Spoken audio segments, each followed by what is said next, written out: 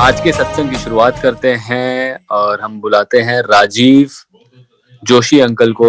वो आए और सत्संग की शुरुआत करें। राजीव अंकल। मेरी गुरुजी के साथ अ, जो स्टार्ट हुआ मैरिज के बाद ही मैं गुरुजी के दर्शन कर पाया हूँ 2005 में। और मैं कभी भी इससे पहले ना तो किसी गुरुजी को कभी गुरु माना था, ना ही कभी मानते ही थे, बल्कि बहुत मेरे व्यूज़ अदरवाइज थे। तो लेकिन जब मेरे वाइफ ने मुझे बतलाया गुरुजी के बारे में, तो मुझे लगा कि चलो इनकी आस्था है तो एक बार माथा टेकाएंगे, जाएंगे। बट मुझे ये नहीं पता था तब कि मंजरी की बहुत ज़्यादा आस्था थी। इनका नाम शादी से पहले मंजुली था और गुरुजी ने नाम चेंज किया था। आज वो सत्संग करेंगे, ये भी बताएंगे आपको इस बारे में भी। तो गुरुजी ने मेरी वाइफ का नाम चेंज कर दिया था। उन्होंने बोला कि तेरा नाम नहीं सानू पसंद, तेरा नाम असी बदल देना। तो उन्होंने मंजरी नाम कर दिया था। फिर वो सारा सत्संग आज कहेंगी खुद खुद से कि कैसे वो मंजुली से मंजरी हुई। 2005 में मैं जब फर्स्ट टाइम हम गए एम्पायर एस्टेट में और अपनी वाइफ के साथ गुरुजी वहाँ छोटा मंदिर हम बोलते हैं आजकल, तो गए उधर तो पहचाना ही नहीं गुरुजी को। और मैं अपनी वाइफ की तरफ देख करके उनको पूछूं कहाँ हैं गुरुजी, तो गुरुजी सामने ही खड़े हुए। उन्होंने एक कैजुअल सी ट्राउज़र और एक शर्ट पहनी हुई एंड मेरी वाइफ ने बोला ये यही तो गुरुजी हैं। और जैसे ही मैंने देखा उनको, और इससे पहले कि माइंड में सिर्फ इतना ही आया कि ठीक है गुरुजी हैं तो इनके चरण छूऊं, लेकिन गुरुजी ने अपना हाथ मेरे सामने बढ़ा दिया और मुझे बोला, मुझे वेलकम किया, मुझे बोला कि आओ जोशी वकील। तो मैंने कहा, मैं कंफ्यूज हो गया। उन्होंने हाथ मिलाया मुझसे, तो जब हाथ मिलाया तो बड़ा ही सॉफ्ट हैंड था गुरुजी का। बस वो एक ही बार है जब मैंने गुरुजी को टच किया या उन्होंने मुझे टच किया। कितनी ब्लेसिंग्स मुझे उससे मिली होंगी उस टाइम पे, मुझे इसका कोई नहीं इल्म था। तो उसके बाद वहाँ पर मैंने जब मैं देखा तो काफ़ी काफ़ी मन में ये आया कि यहाँ तो बहुत बड़े बड़े लोग बैठे हुए हैं। और पहले ही दिन, क्योंकि मैं लीगल प्रोफेशन से हूँ, तो गुरुजी ने बोला कि हाँ बैठे हैं जज थोड़ा, इन्हों ने करो गलबात करो। तो उनको जज साहब बैठे थे, कोई मुझे अब याद नहीं आता कि वो दिल्ली हाई कोर्ट के ही जज थे शायद। तो कहते सत्संग करो इनके साथ। उन्होंने सबसे पहले दिन एक जुडिशियल फील्ड से ही मतलब जज साहब के साथ मैं बैठा रहा और काफ़ी उनके साथ मेरी उन थोड़ी बहुत मतलब उन्होंने मुझसे सत्संग किया होगा, कुछ बातें हुई होंगी, बट एवरीथिंग वाज न्यू। मुझे बहुत कुछ ऐसे लगा कि भाई कि क्या ही लोग बोल रहे हैं। बहुत सारे लोग एक ही विचार बार बार सामने रख रहे थे, जिससे मन में काफी एक क्या कहते हैं वैर भाव सा पैदा हो रहा था। तो वो ये था कि बार बार संगत के जितने भी मुझे लोग मिलते थे वो बोलते थे गुरुजी इज गॉड। और विडंबना ये थी कि एक ह्यूमन बीइंग, एक ह्यूमन फॉर्म के अंदर आपके सामने कोई बैठा हुआ हो और लोग बोलें कि ये तो भगवान है, ही इज गॉड। तो ऐसी बात बहुत जल्दी से हमारे मन में नहीं उतरती है। और जिन लोगों ने कभी स्पिरिचुअल पाथ पे कभी कदम ही नहीं रखा, तो वो तो बिल्कुल ही नहीं कर पाते ऐसे। तो मुझे बड़ा मन में थोड़ा द्वेष हुआ अपनी वाइफ के प्रति भी, और थोड़ा ये भी लगा कि चलो ठीक है, लेकिन ऐसे कैसे, ये सब कुछ कैसे हो सकता है? तो लेकिन बहुत बड़े-बड़े लोग भी दिख रहे थे आस-पास, तो मैंने सोचा कि बड़ा बड़ा इन्फ्लुएंस है, बहुत ज़्यादा भई, यहाँ तो आना-जाना है लोगों का। तो पहले ही दिन मन में मेरे बात आई, मैंने कहा भई ऐसे हो सकता है कि जैसे लोग यहाँ बता रहे हैं बहुत कुछ, कि इनके पास कोई सिद्धि है, जिससे इतने लोग आस-पास दिख रहे हैं, और बहुत बड़े-बड़े लोग। तो गुरुजी सर्वज्ञ थे, हैं, और उन्होंने ये मेरा मेरा थॉट जो है वो 1 मिनट में गुरुजी के पास पहुँच गया, और गुरुजी ने, एम्स की एक डॉक्टर थी, उनको गुरुजी ने बुलाया अपने पास और बोला कि "ओ मुंडा बैठिया ना, एनका वाला।" तो मेरे ग्लासेस बस शादी से चंद दिन पहले ही लगे, नहीं तो शायद स्टूडेंट लाइफ ग्लासेस नहीं लगे। तो कहते, ओनू जाके दस किया कि मैं सिद्धियां वाला नहीं है। तो ये बात जो वो डॉक्टर साहब थी, उन्होंने आके मेरे वाइफ से शेयर की जब हम लंगर कर रहे थे तब, कि अपने आप हस्बैंड से जाके घर पूछेगा कि उन्होंने मन में ऐसी कोई बात सोची। तो ये बाद में मुझे मेरी वाइफ ने बताया कि उन्होंने ऐसे करके सोचा, लेकिन जब आपकी मति पे पड़ा होता है तो कुछ ऐसा कुछ नहीं आपको रीज़न करता, कुछ माइंड पे सब बातें गलत ही लगती हैं, कुछ ठीक लगता ही नहीं। और एक हम रुक रहे थे वहाँ, और रोज़ गुरुजी के दर्शन करने जाते ही थे इवनिंग में। तो मैं एक रिलक्टेंट स्कूल बॉय की तरह जाता था, एक ऐसा विद्यार्थी जो हफ्ते की छुट्टियों के बाद स्कूल नहीं जाना चाहता, ऐसे भाव लेकर मैं वहाँ छोटे मंदिर जाता होता था। और तकरीबन दूसरे या तीसरे दिन, सबसे पहले दिन की मुझे एक खासियत बात ये याद है, वहाँ पर जोशी अंकल हुआ करते थे, पुरानी संगत को बहुत याद है।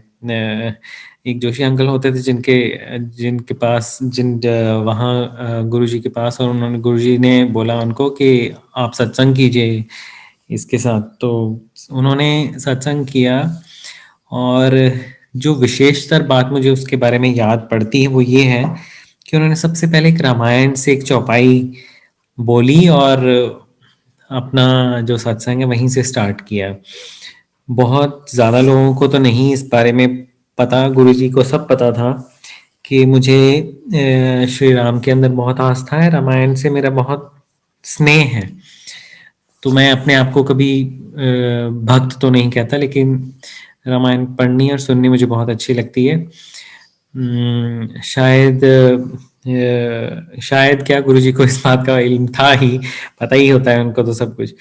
तो जोशी अंकल ने वहीं से, गुरुजी जो जो करवाते हैं अपने आप करवाते हैं वो अपने भक्तों से। तो खैर गुरुजी की लीला चल रही थी मेरे इर्द गिर्द, और मैं माया के बंधनों में फंसा हुआ था उस टाइम, बहुत जकड़ रखा था मेरे को। एंड हमारे जो 5 लिमिटेड सेंसेस होते हैं उनमें इतनी क्षमता नहीं होती कि वो समझ पाएँ या गुरु कीर्ति को एप्रिशिएट कर पाएँ, उसको समझ पाएँ। उसमें भी वक्त लगता है, या हमारे जब तक तकदीर में नहीं लिखा तब तक हमें ये भी रियलाइजेशन नहीं होती कि हम हैं कहाँ, हम ब्लेसिंग्स ले भी नहीं पाते अच्छे से। तो दूसरे तीसरे दिन ही क्लास लगा दी गुरुजी ने बहुत डांटा मेरे को, और गुरुजी को पता ही था कि डिफरेंसेस भी हो रहे थे मेरी वाइफ के साथ इनिशियली इसी इशू के ऊपर। मैंने उनको बोला कि आप खुद से जो मर्जी कीजिए, लेकिन मुझे मत धकेलिए आप। तो नहीं, हमारे मतभेद हो रहे थे इस इशू के ऊपर, और कुछ कुछ कॉमनैलिटी आ नहीं रही थी थॉट्स में, हमारे विचार जो है एक दूसरे के साथ नहीं मिल रहे थे। तो काफ़ी दिन तो मैं सोचता भी रहा, और काफ़ी देर एक्सपीरियंस मतलब मेरे ऐसे ही रहे कि भी एक इसी भाव से मैं जाता रहा कि यहाँ पता नहीं क्या है, ये कौन है, और इतनी दुनिया जो, इतने लोग जो वहाँ पे हैं, ऑल्दो उस टाइम पे संगत की गिनती जो थी वो लिमिटेड ही थी, वहाँ पे गुरुजी की आज्ञा से ही आ सकते थे लोग, तो बहुत लिमिटेड थे, लेकिन फिर भी काफ़ी संगत आती थी। और यही लगता था कि जो भी आता था वो यही बोलता था कि ये तो भगवान है। कोई ये कहता था कि इन्होंने हमारा, इन्होंने ऐसे ठीक कर दिया, उन्होंने वैसे ठीक कर दिया।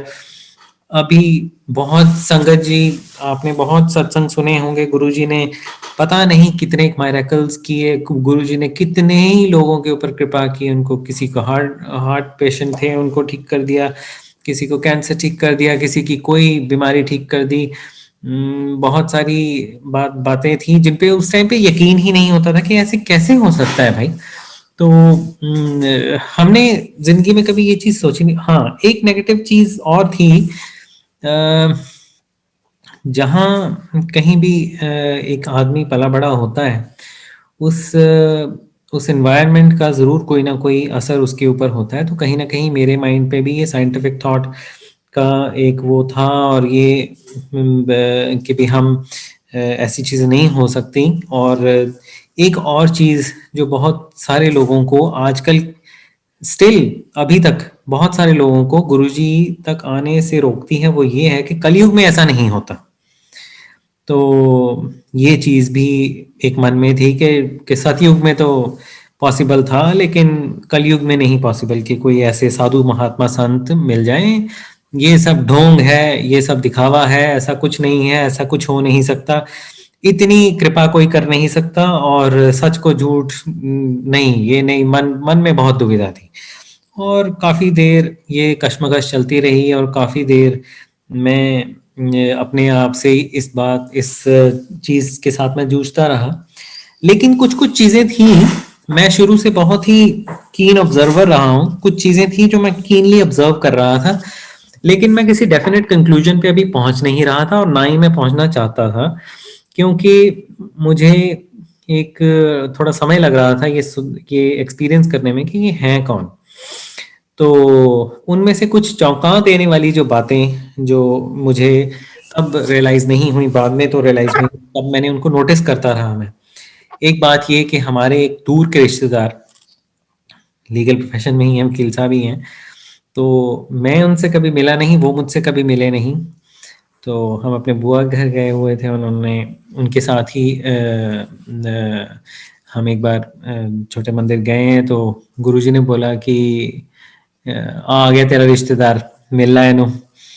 तो मैंने अपनी बुआ जी से पूछा कि ये आदमी कौन है? तो ये हमारे रिश्तेदार हैं। तो बुआ जी ने बोला कि हाँ, ये हमारे रिश्तेदार हैं, जो हमारे फलाने-फलाने अंकल हैं, ये उनके ऐसे करके रिलेटिव हैं, इसलिए ये हमारे रिलेटिव हैं। और उन अंकल ने भी मेरे पास आके बोला कि देखो, आपको नहीं पता कि आप मेरे रिश्तेदार हो, मुझे नहीं पता कि मैं आपका रिश्तेदार हूँ, लेकिन गुरुजी को वो सब पता है, उन्होंने देखो हमें कैसे बता दिया और कैसे मिला दिया। एक बात हुई, तो लेकिन फिर वही तर्क वितर्क वाली बात के मन में आ जाता है कि क्या पता कि गुरुजी के पास कितनी सिद्धियां हैं, उनको कैसे बात, मन की बात पता चल गई, ऐसे ही कुछ चल गया होगा पता। तो ऐसे ही तर्क वितर्क होते रहे मन में, और कुछ बातें जो हुई, मेरे टांग में एक स्ट्रेस फ्रैक्चर था जस्ट बिफोर माय वेडिंग, और मैं काफ़ी उससे थोड़ा तंग था। जैसे ही मैं गुरुजी के पास आया हूँ, और जैसे ही गुरुजी ने मुझसे हाथ मिलाया या टच किया, जैसे ही हम एंटर हुए हैं छोटे मंदिर में, उसके बाद से मुझे वो पेन फील नहीं हुई। लेकिन ये बात मैंने रियलाइज़ नहीं की, उसके कई कारण रह सकते हैं। वो ये रह सकते हैं कि जब आपकी नई-नई शादी होती है, तो आस-पास इतने नए-नए रिश्तेदार और लोग होते हैं कि वो आपको अच्छा या बुरा कुछ भी महसूस होने का टाइम ही नहीं देते। तो लेकिन ये चीज़ मैंने धीरे-धीरे, आपकी फीलिंग सिंक इन होती है, और धीरे-धीरे मुझे महीने के बाद ये चीज़ रियलाइज़ हुई कि जिस चीज़ को जिस चीज़ से मैं तंग था, और जिसकी मैं मेडिसिन खाता-खाता कि मैं यहाँ से गया था, और जब वापस आया हूँ तो ये ऐसे हुआ है। फिर मन में आया कि भाई हो 1 महीने से दवाई भी तो खा रहा हूँ, हो सकता है दवाई ना असर कर गई हो। तो ये छोटी-छोटी कुछ चीज़ें थी। एक और ऐसा ही इंस्टेंस हुआ। एक दिन जब गए वहाँ तो गुरुजी के पास पहले बैठे रहते, उसके बाद फिर लंगर मिलता था और ऐसे ही शब्द वगैरह चलते थे और उसके बाद लंगर मिलता था। मैं उस दिन मेरा स्टमक एक काफ़ी हो रहा था एंड मैंने अपनी वाइफ को बोला कि आज मेरा बहुत स्टमक एक हो रहा है, आज मैं लंगर नहीं करूँगा। तो मैं कहा I will not be able to have anything, मेरा कुछ आज नहीं खाने का मन हो रहा बिकॉज़ मेरा पेट बहुत दर्द कर रहा है। सब कुछ थोड़ा अजीब-सा लग रहा है मेरे को। यूजुअली कभी पेट दर्द हुआ नहीं था लेकिन उस दिन मैं काफ़ी तंग था एंड मंजरी ने मेरे को बोला कि आप ऐसा करना, आप छोटा-सा एक निवाला मुँह में डाल लेना, क्या पता लंगर खा के ही ठीक हो जाओ। तो मैंने हँस के इनकी बात को टाल दिया। मैंने कहा ऐसे भी कभी होता है तो अच्छा कोई बात नहीं, कहते प्रसाद समझ के ना थोड़ा-सा दाना ही मुँह में डाल लेना, तो गुरुजी का लंगर है। मैं कहा चलो कोई नहीं, अगर आप कहते हो, आपकी आस्था है, मैं थोड़ा-सा मतलब एक प्रसाद समझ के मुँह में डाल लूँगा, बट अदरवाइज़ मेरा है नहीं बिल्कुल भी मन, आज काफ़ी पेट दर्द हो रहा है। तो लंगर आया और गुरुजी के दरबार में हम लोग तब गुरुजी के 4-4 लोग बैठते थे और एक थाली में 4 लोग बाँट के खाते थे। गुरुजी ने बहुत अच्छा एक ये तब ये ऐसे करके हम लंगर करते थे वहाँ, बहुत ही अच्छा लगता था वैसे। तो लेटर ऑन फिर वही चीज़ बहुत एन्जॉय भी की और मिस भी कर रहे हैं उसको। एनीवे बहरहाल तो मैंने एक छोटा-सा निवाला अपने मुँह में डाला और जैसे ही मैंने डाला तो 50% मेरा जो पेन था वो उसी टाइम पे ही गायब हो गया। तो जैसे किसी को थोड़ी-सी रियलाइज़ेशन होती है, मुझे थोड़ा-सा वहम पड़ा कि ये क्या हुआ? तो और गुरुजी बैठे अपनी गद्दी पे और मैं क्योंकि इतनी बातें सुन चुका उतने उनके बारे में, तो मैं मन ही मन बात कर रहा था, ये बात मेरी वाइफ को भी नहीं पता। मैं मन ही मन उनसे बात कर रहा था कि सुना है आपको टेलीपैथी होती है, सुना है आप सारी बातें वायरलेस की तरीके से सुन लेते हो। गुरुजी बैठे होते और गुरुजी हँस रहे होंगे कि देखो, हैं देख गुरु वाला टेस्ट ले रहे हैं। तो मैं सोचूं मन में सोच रहा हूँ कि देखो जी आज दर्द हो रही है बहुत ज़्यादा और अगर ये वाक़ई लंगर में कोई शक्ति है तो फिर आज मुझे दिखाएँ। तो और साथ के साथ ही कुछ ना, ना मैं ऐसे कुछ नहीं कह रहा, मैं तो वैसे ही बोल रहा हूँ कि ठीक है आज देख लेते हैं। पहला निवाला डाला 50% पेन कम और दूसरा निवाला डाला तो और पेन कम हो गई और फिर मैंने डिसाइड किया कि 2-4 बुर्कियाँ खा ही लेते हैं, क्या पता कि आज कुछ अच्छा ही हो जाए। और उसके बाद पेन कहाँ गई मुझे पता नहीं, पता नहीं कितनी वहाँ उस दिन रोटियाँ खाई भी और उसके बाद 2 लड्डू भी खाए। गुरुजी के लंगर में बाद में एक ना साथ में ही उनके एक स्वीट डिश कुछ ना कुछ ज़रूर मीठा देते थे, तो लड्डू आए, लड्डू प्रसाद था उस दिन। तो बाद में मेरी वाइफ मेरी तरफ देखें कि पहले तो खाना ही नहीं था कुछ, उसके बाद इतना लंगर भी किया और बाद में मेरा भी लड्डू खा गए, अपना भी खा गए। तो तो उस दिन मुझे थोड़ा-सा ये हुआ कि हैं, ऐसे कैसे हो गया? चलो फिर भी थोड़ा-सा रैशनल माइंड और ठीक है कि होगा कुछ, लेकिन नहीं रियलाइज़ेशन हुई है।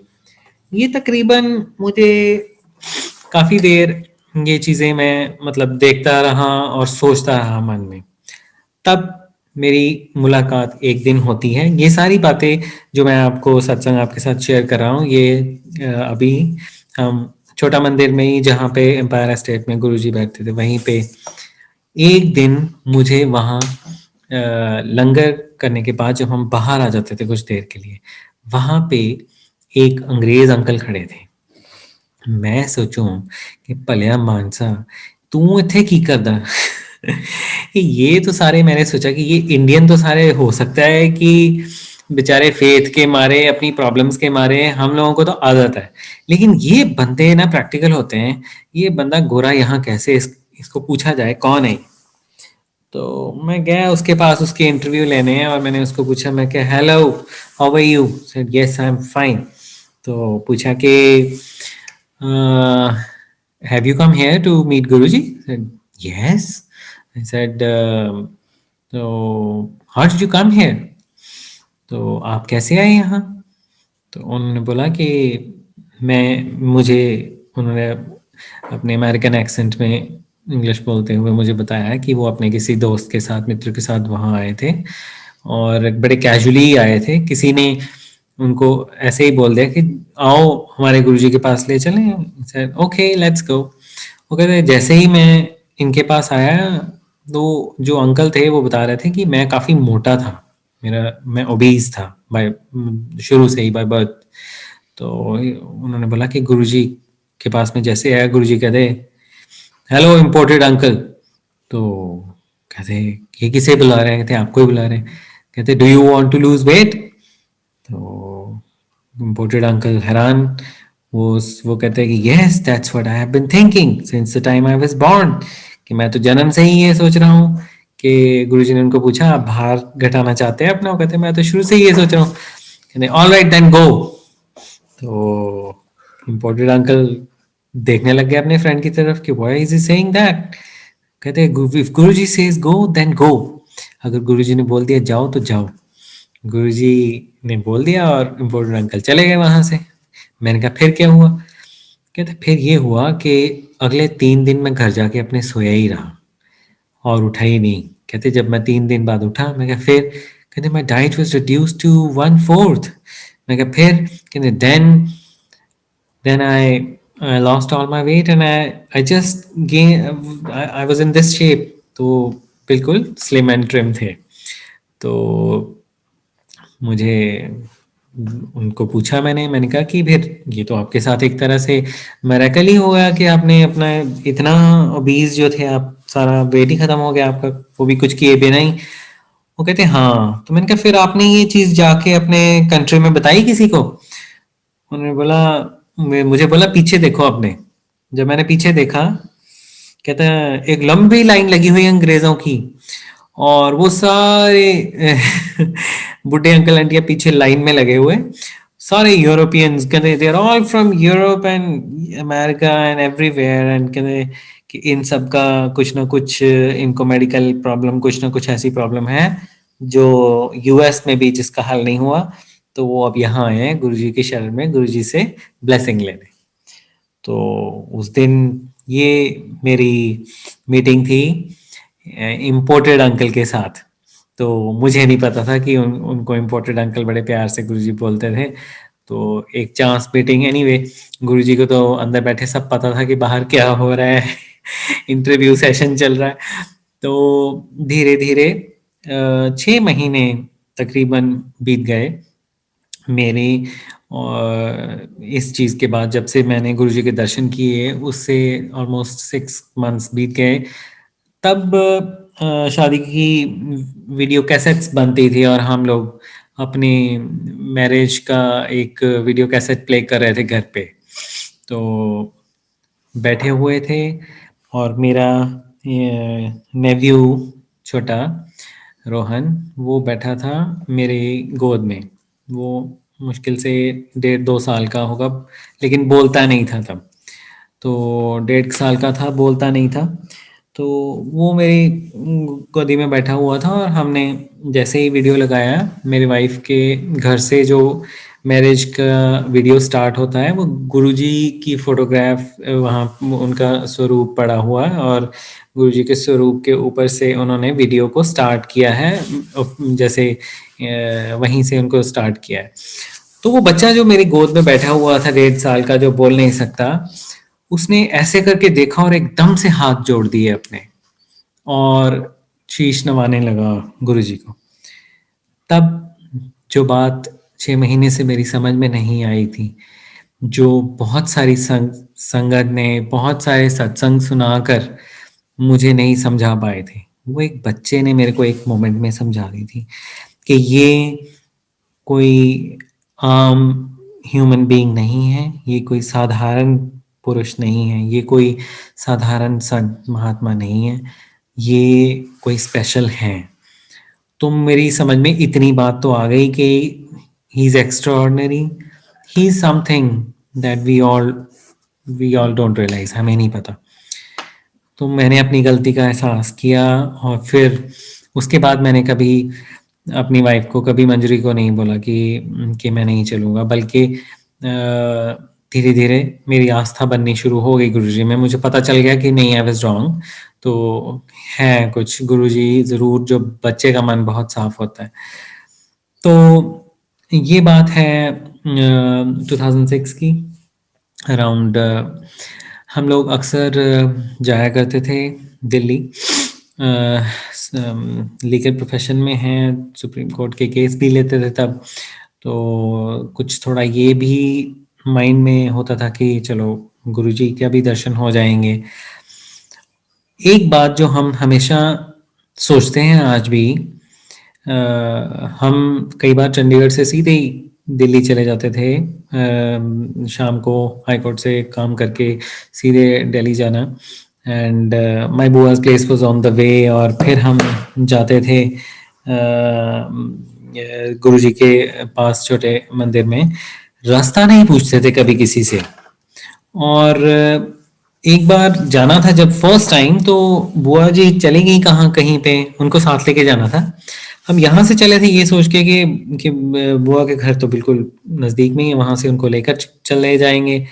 लेकिन फिर उसके बाद बुआ जी ने बताया कि उनको कोई काम पड़ गया, अंकल बता देंगे आपको रास्ता। अंकल भी कहीं चले गए। उसके बाद उन्होंने बोला कि हम चलेंगे, हमारे नेबर्स हैं वो बता देंगे आपको।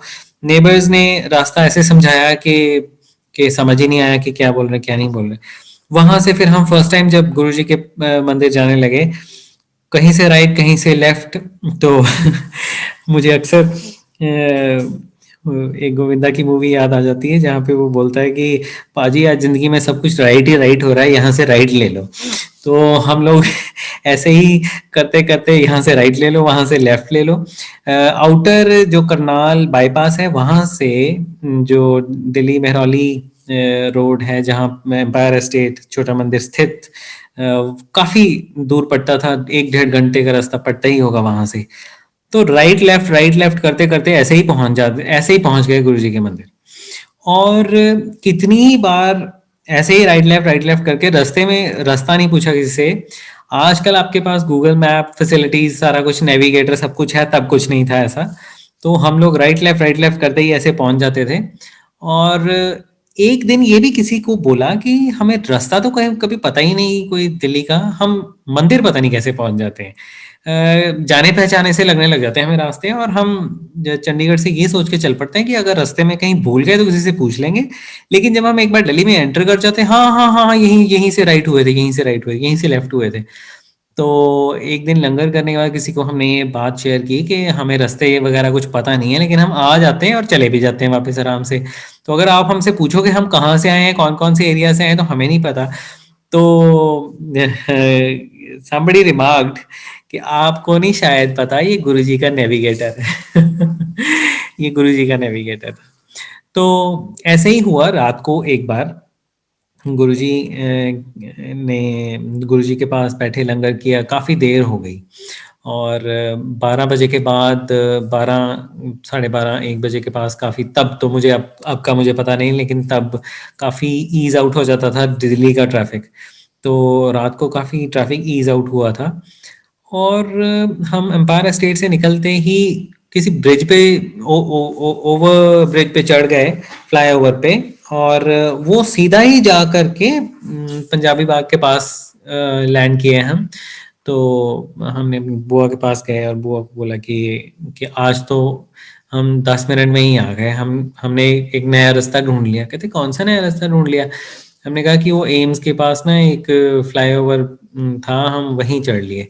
कहते एम्स के पास कोई फ्लाईओवर नहीं है। आप कहाँ से आ गए? तो हमने कहा वहीं वहीं पे फ्लाईओवर है, हमने वहीं से ही वो चढ़ा फ्लाईओवर और सीधा ही जाके इधर पंजाबी बाग के पास उतरा है, और देखिए हम घर आ गए। तो कहते नहीं, वहाँ कोई फ्लाईओवर नहीं है। तब वहाँ कोई फ्लाईओवर नहीं था, तो अब बना है शायद। तो नेक्स्ट डे हमने जाना था छोटे मंदिर फिर से। तो बुआ ने बोला कि ऐसा करेंगे, कल सुबह भी हमने जाना ही है, तो वापसी भी मुझे दिखाना कौन सा फ्लाईओवर है। तो जब फ्लाईओवर था ही नहीं तो कहाँ से फ्लाईओवर दिखना था। हम देखी जाए कि हैं यहीं से तो फ्लाईओवर चढ़े थे, यहीं से तो फ्लाईओवर चढ़े थे। ओहो, बहुत सारी पुरानी संगत को एक गुरुजी का एक बहुत फेमस सत्संग सुनते होते हैं, किसी संगत को गुरुजी ने ऐसे ही घर पहुंचा दिया था। बाद में गुरुजी ने उनको अगले दिन बोला था कि देखिए गुरु वाला जहाज। सो एनीवे गुरुजी ने हमें भी बहुत कुछ ऐसा दिखा दिखा दिया था। तो बड़े एक्सपीरियंसेस ऐसे हो रहे थे। एक एक्सपीरियंस जो मेंशन करने लायक है, दिल्ली में हम गए थे अराउंड दिवाली दिवाली और ईद 2005 में, तकरीबन एक ही टाइम के ऊपर वहाँ पे कोइंसाइड कर रहे थे। और हमने बुआ से बोला कि आज हमने शॉपिंग करनी है भाई किसी ऐसी जगह। गुरुजी 7:30 बजे इनफॉर्मली जैसे तब बड़े खुले दर्शन थे, बहुत ही मजा आता था। पहले गुरुजी आते थे, बैठ जाते थे, थोड़ी सी संगत होती थी 7 बजे, 7 सवा 7 बजे, और उसके बाद गुरुजी फिर अपने रूम में चले जाते थे। फिर उसके बाद चोला पहन के बाहर आते थे, तब तक काफी संगत आ जाती थी 8 बजे तक। तो फिर शबद कीर्तन चलते थे। लेकिन 7-7:15 पे कई बार वो इनफॉर्मली, जब मैं फर्स्ट टाइम भी गया हूँ तो गुरुजी ऐसे किसी कैबिनेट के ऊपर बैठे हुए, शर्ट और ट्राउजर पहन के, तो कई बार ऐसे कैजुअली होता था, बड़े खुले दर्शन थे तब।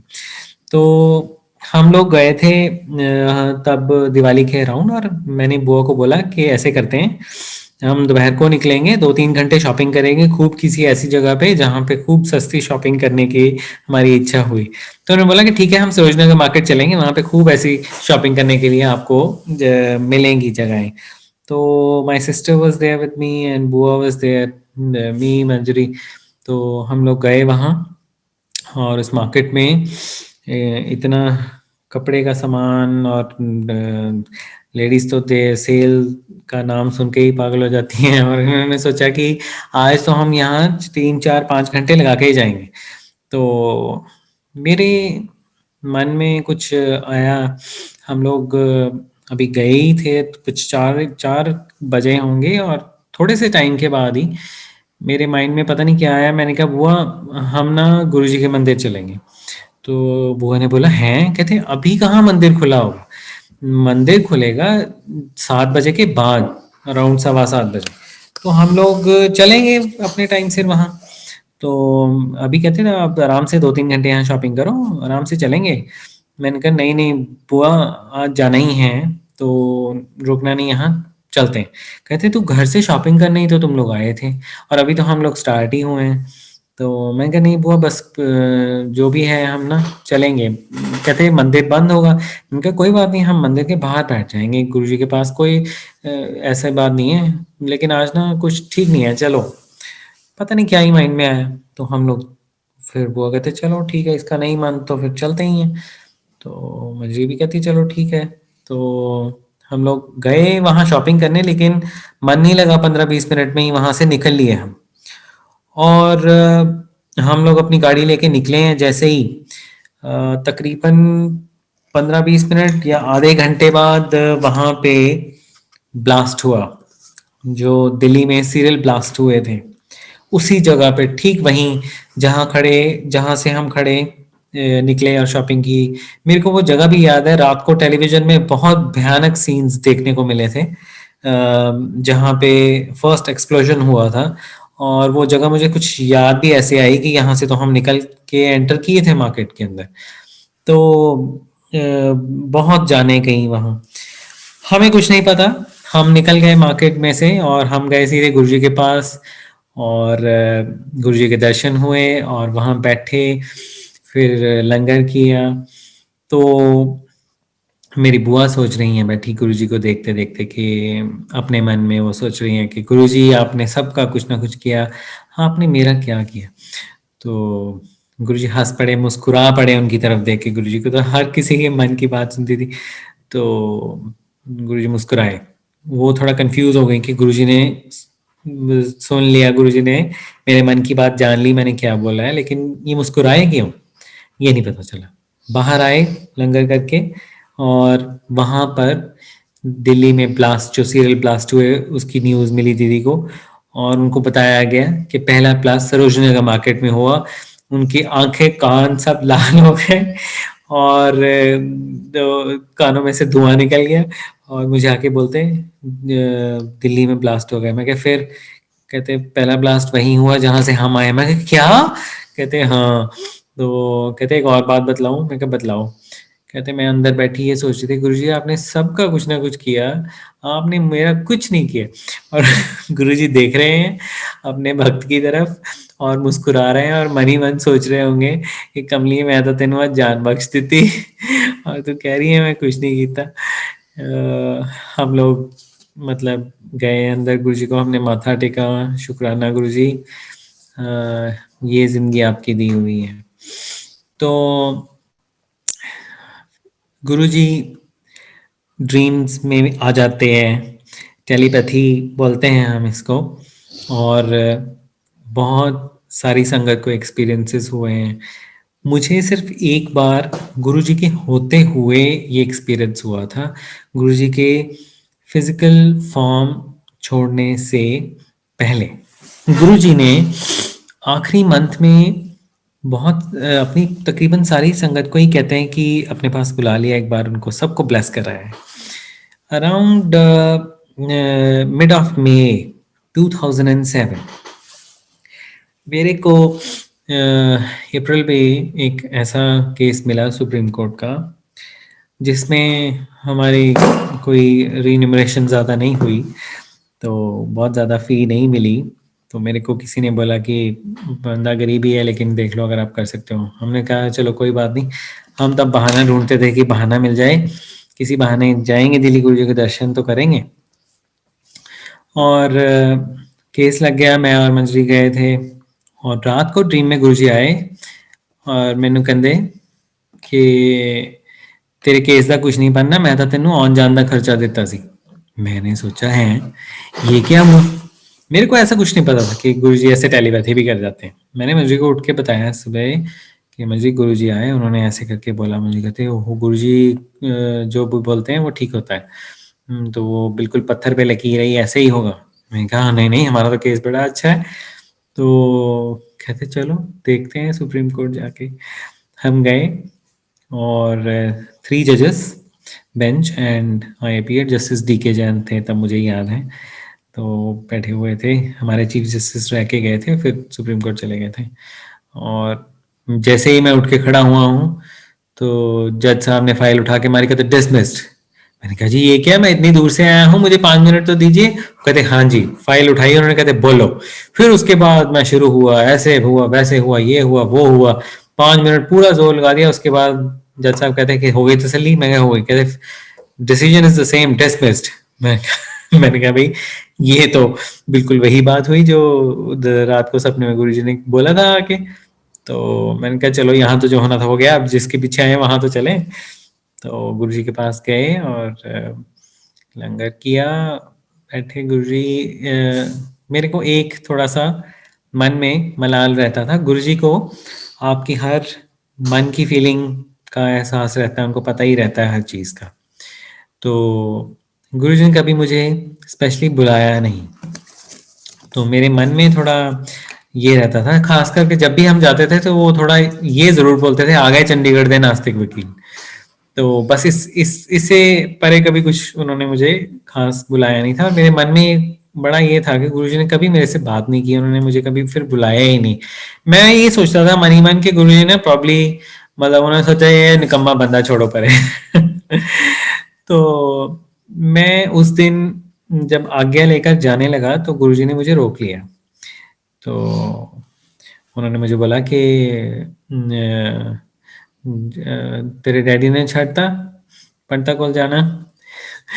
तो मैं अपने घुटनों के बल बैठ गया। मैंने कहा नहीं गुरुजी नहीं छोड़ा। कहते तू दसदा नहीं? मैं कहा हाँ जी गुरुजी मैं कहना। तो मैं कहा जी मैं तो कह ही सकता, मैं और की कह सकता। तो बस वो कुछ क्षण मैं गुरुजी के पास बैठा रहा और बड़े प्यार से उन्होंने ये बात की, मुझे आज तक नहीं भूलती। तो मेरे फादर बहुत बिलीव करते हैं एस्ट्रोलॉजी में। एक बार गुरुजी के दर्शन करने का सौभाग्य प्राप्त हुआ उनको, और गुरुजी ने उनको एक ही बात बोली थी कि छाड़ दे वह कम, एस्ट्रोलॉजी टेवे ये सब चीज़ें छोड़ दीजिए, मत जाइए इनके पीछे। तो हर आदमी की कुछ ना कुछ माया पीछा नहीं छोड़ती, वो आज तक नहीं छोड़ी है। तो मैं अभी भी बोलता हूँ उनको, और जहाँ तक मेरा कंसर्न है तो मैं ये गुरु आज्ञा ही मान के चलता हूँ। आई डोंट बिलीव इन एवरीथिंग, ये इन चीज़ों में बिल्कुल नहीं करता। तो चले आए, और जो हमारा फर्स्ट केस हुआ सुप्रीम कोर्ट में, वो भी एक एक्सपीरियंस ही ऐसा ही था। मेरे प्रैक्टिस के शुरुआती दिनों के अंदर हमारे होम टाउन में पापा ने मेरा एक ऑफिस खोल दिया, और मैंने पापा को बोला कि आपने इतने छोटे से टाउन में और एक छोटी सी गली में एक छोटा सा ऑफिस मेरा खोल दिया पापा, यहाँ कोई हाई कोर्ट के केसेस नहीं आने वाले। तो पापा कहते हैं यार तेरे को क्या है, हमने एसी लगा के बैठना है यहाँ, तुझे क्या है। मैं कहा चलो ठीक है। तो हाई कोर्ट का तो क्या, वहाँ सुप्रीम कोर्ट का केस आया पहले ही कुछ दिनों के अंदर, और वो भी मेरी अपनी गली से। तो मेरे पास हमारे नेबर्स में से कोई आदमी सम्मन लेके आया, और वो बोल रहा है कि जी ये करना है। तो मैंने कहा कि ये इसका हल तो सुप्रीम कोर्ट में ही हो सकता है, आप फिर वहां दिल्ली जाइए वकील कीजिए कोई। वो कहते जी हम तो किसे जानते हैं, हम तो आप ही को जानते हैं, आप जैसे कहोगे हम कर लेंगे, आप ही करो इसको। तो मैं सोचूं कि सीधा सुप्रीम कोर्ट का केस कैसे कर दें। फिर मैंने सोचा चलो कर देते हैं, क्या ही अब क्या करेगा ये आदमी भी, कहाँ जाएगा। तो हम गए, फर्स्ट अपीयरेंस जब मेरी हुई तो केस हुआ भी, और गुरुजी की कृपा से स्टे भी मिला। और जिस डिस्ट्रिक्ट में वो स्टे ऑर्डर गया, बोकारो में, वहां के वकीलों के मुझे फोन आए कि हमने तो कभी सुप्रीम कोर्ट का ऑर्डर ही नहीं देखा है, ये पहली मर्तबा कि हमने सुप्रीम कोर्ट का कोई ऑर्डर देखा हुआ। और वहां बाहर निकले जब, तो फ्रेग्रेंस आई बहुत, गुरुजी की एक पर्टिकुलर फ्रेग्रेंस आती थी। बहुत सारे लोगों को, बहुत पुरानी संगत को ये पता है कि जब गुरुजी बिल्कुल आप कहीं भी निकलते थे तो एक पूरा एक डिवाइन सी फ्रेग्रेंस उनके इर्द गिर्द रहती थी हमेशा। मैं तो बीइंग वन ऑफ द स्केप्टिकल्स, मैं तो यही सोचता रहता था कि यार ये परफ्यूम कौन सा है, जो समझ में ही नहीं आता कि कहाँ से आ गया और कहाँ चला गया। तो गुरुजी, बाद में पता चला कि ये भाई ये तो डिवाइन परफ्यूम था गुरुजी के अंदर, गुरुजी के अंदर से आता था, वो ऐसे छूटता था उनके अंदर से, मतलब ऐसे लगता था कि गुरुजी के अंदर से कोई फाउंटेन ऐसे करके छूट रहा है और आप बैठे हुए हो, ऐसे करके आता था। तो वही फ्रेग्रेंस जब हम पहला केस करके आए वहां आई। जो लोग लीगल एरिना से, जिन्होंने सुप्रीम कोर्ट देखा हुआ है, उनको पता है कि सुप्रीम कोर्ट की जब स्टेयर्स आप चढ़ते हो ना, वहां एक पूरा गार्डन ऑफ फ्लावर्स है, इतने वहां फ्लावर्स होते हैं खास करके सर्दियों के दिनों में। तो मेरी वाइफ ने बोला कि फ्रेग्रेंस तो है लेकिन यहाँ फूल बहुत है, तो हो सकता है इनमें से आ रही हो, हमारे मन का वहम हो। मैं कहा चलो ठीक है, मैं कहा लेकिन आई एम श्योर कि ये गुरुजी की ही फ्रेग्रेंस है, ये गुरुजी ने हमें ब्लेस किया है, हमने फर्स्ट केस अपना सुप्रीम कोर्ट में किया और देखो हमें स्टे मिल गया, हमें रिलीफ मिल गया, अच्छी बात है। चलो, ये कहते नहीं यहाँ फ्लावर्स भी बड़े हैं। वहाँ एक छोटा सा रेलवे काउंटर होता था, बहुत ही छोटा, मतलब गर्मी में तो वहाँ खड़े नहीं हुआ जा सकता, गर्मी के ही दिन थे वो गर्मियों शायद, के हाँ थे, गर्मियों, सर्दियों के नहीं थे। हाँ गर्मियों के ही दिन थे। बिकॉज मुझे याद है कि वहाँ बहुत सारे लोगों के क्यू में खड़े हुए पसीने छूटे हुए थे। तो वो हमारी तकरीबन हर हाई कोर्ट में भी और सुप्रीम कोर्ट में भी एक रेलवे काउंटर था वो, जहाँ पे अगर आपने कोई बुकिंग करवानी है तो आप करवा सकते हैं, टिकट वहाँ अवेलेबल होता है। तो हमने शताब्दी की बुकिंग करवानी थी, हम वहाँ पे क्यू में लगे हुए थे। वहाँ पे पसीने छूटे, छोटा सा कमरा, सांस वहाँ आए ना, फिर वही फ्रेग्रेंस गुरुजी की उस छोटे से कमरे के अंदर जहाँ पसीने छूट रहे थे, वहां फिर वो फ्रेग्रेंस आई। फिर मैंने मंजरी को बोला, मैं कहा अब बता, यहाँ तो कोई फ्लावर नहीं है, यहाँ तो कोई तेरे को आसपास कुछ ऐसे, यहाँ तो हवा का भी एक झोंका नहीं आ रहा, देखो अब फ्रेग्रेंस कहाँ से है। मुझे कहती नहीं, अब बिल्कुल आप ठीक बोले, ये है ही गुरु जी की फ्रेग्रेंस आई है। तो गुरु जी कभी भी भक्तों को अपनी प्रेजेंस शो करते हैं, संगत को अपनी प्रेजेंस शो करते हैं, तो फ्रेग्रेंस बहुत जगह जगह आपको महसूस होगी, ऐसे करके जरूर होगी। और एक बार हमारी गाड़ी पे ब्लड स्टेन्स पड़ने शुरू हो गए थे। तो एसेंट कार थी सिल्वर कलर की, और हम जब सुबह-सुबह ट्रैवल करने की हमें आदत थी, सुबह ट्रैवल करके जब हम जाते थे अपने होम टाउन, तो उसकी फ्रंट स्क्रीन पे काफ़ी, जो बम्पर होता है उसके ऊपर काफ़ी ब्लड स्टेन्स पड़ने पड़ने शुरू हो गए। तो ये बात गुरुजी तक कन्वे की हमने। तो मेरी वाइफ ने अपने मामी जी के थ्रू में कि हमारे ऐसे गाड़ी पे बड़े ब्लड स्टेन्स पड़ते हैं, आप गुरुजी से पूछिए कि ये क्या है। तो गुरुजी ने बोला नहीं नहीं कुछ नहीं है, और उनको कुछ नहीं है कुछ नहीं है। तो गुरुजी ने बोल दिया कुछ नहीं है तो बस ठीक है, फिर टेंशन फ्री हो गया कि ठीक है, गुरुजी कहते हैं कुछ नहीं है तो फिर कुछ नहीं है। तो उसके बाद हम ऐसे ही अर्ली मॉर्निंग एक दिन हम गए, ऑलमोस्ट गर्मियों के दिनों में 6 सवा 6 बजे गाड़ी हमारे घर के बाहर, काफ़ी खुला ग्राउंड है वहाँ पे खड़ी हुई। और हमारा जो होम टाउन है वहाँ पीकॉक्स बहुत होते हैं। मैंने बचपन से ही रहा हूँ पीकॉक्स के बीच में, और हमारे उधर बहुत मतलब इनको मानते भी हैं बहुत से टेम्पल्स में भी, और लोग भी बहुत प्यार करते हैं उनसे। लेकिन वो कभी नीचे नहीं आते, वो हमेशा हाइट पे ही रहता है पीकॉक। तो छत पे चाहे चला जाए लेकिन नीचे कभी गली में नीचे बिल्कुल नहीं उतरता। तो गाड़ी खड़ी थी, तो मैं क्या देखता हूँ घर के अंदर से कि वो पीकॉक आया और गाड़ी के पीछे से ऊपर चढ़ा डिक्की पे, फिर रूफ के ऊपर, और फिर आगे बॉनेट के ऊपर अपना जैसे फेदर जो थे ऐसे साथ साथ में लगते हुए, और आगे बम्पर को टच करता हुआ ऑन फ्लाई कर गया सीधा। मैंने कहा ये क्या हुआ, ये पीछे से चढ़ा और पूरी गाड़ी के ऊपर ऐसे करके चला गया। एंड उस इंसिडेंट के बाद हमारी गाड़ी पे जो छींटे पड़ने वो बंद हो गए। तो फिर हमने नोटिस किया कि अब क्यों नहीं छींटे पड़ते। तो फिर गुरुजी ने मेरी वाइफ के मामी जी को पूछा कि होंदा नहीं पैंदे चिट्टे। तो बाद में हमें फिर समझ में आया कि ये गुरुजी की ब्लेसिंग थी, ये गुरुजी ने हमारी कोई नेगेटिविटी ख़त्म की है। अब संगत जी एक आखिरी सत्संग मैं करूँगा। गुरुजी के जाने के बाद, गुरुजी के फिजिकल फॉर्म छोड़ने के बाद, चोला छोड़ने के बाद, गुरुजी मेरे ड्रीम में आए और टेलीपैथी हुई।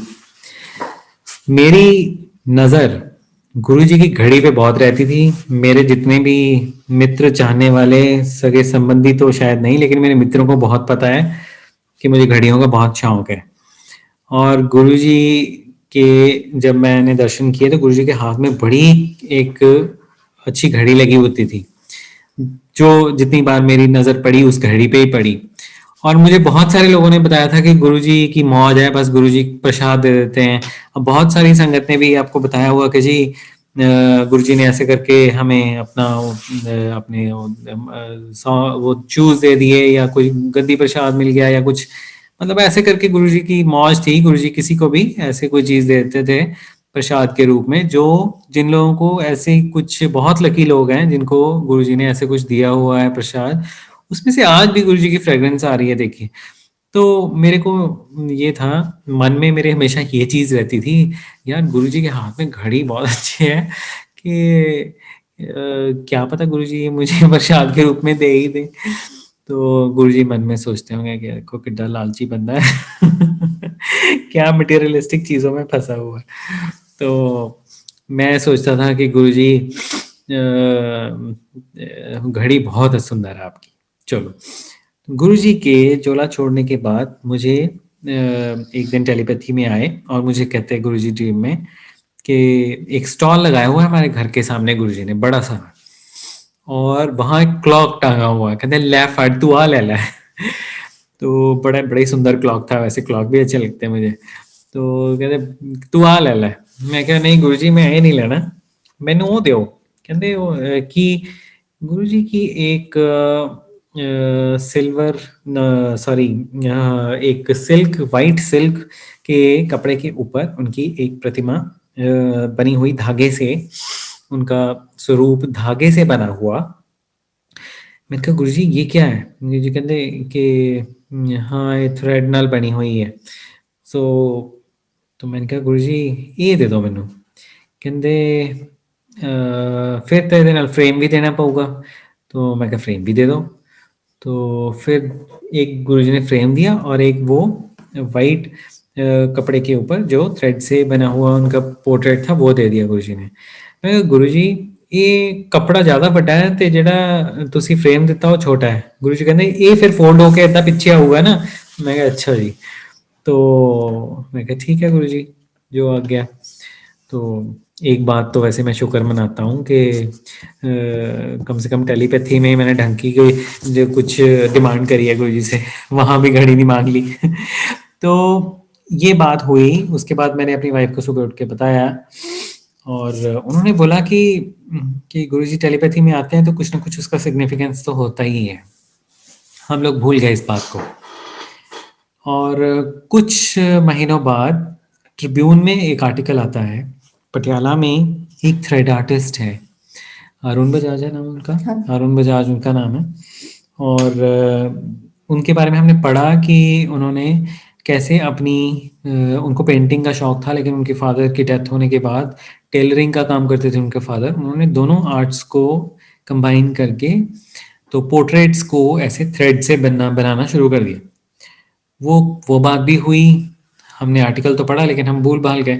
उसके बाद कोई संगत जी हमारे घर पे आए, उनसे हमने ये दोनों बातें शेयर की। कई बार हमारे मन में नहीं पता चलता, हमें नहीं पता चलता गुरुजी क्या कन्वे करना चाहते हैं। तो उन्होंने बोला कि आपको अगर ऐसा कुछ हुआ था तो और ऐसे करके ट्रिब्यून में आया था, आप वो उस आदमी को ढूंढो और वो पोर्ट्रेट बनवाओ अपने लिए ना, वो स्वरूप आपको जो दिखा वो बनवाइए, कुछ संदेश है। तो एक सर्च शुरू हुई। पहले तो हमने ट्रिब्यून वालों की जान खानी शुरू की। ट्रिब्यून वालों को फ़ोन किए कि आपका वो आर्टिकल आया था, वो कौन था, उसके बारे में बताइए। वो कहते जी या तो आप हमें हमारे न्यूज़पेपर की डेट बताओ, फिर तो शायद हम आपको कुछ बता ही पाएँ। कोई सुराग नहीं मिला। मेरे एक बहुत अजीज़ दोस्त पटियाला में रहते हैं और काफ़ी वहाँ के नोन है तो उनको पता ही है सारी सब लोगों का। उनकी ड्यूटी लगाई मैंने। 1 महीना वो लोग ढूंढते हैं। उनको नाम भी मैंने कुछ और ही बता दिया। वो कहता नाम बता, मैंने कुछ और ही नाम बता दिया।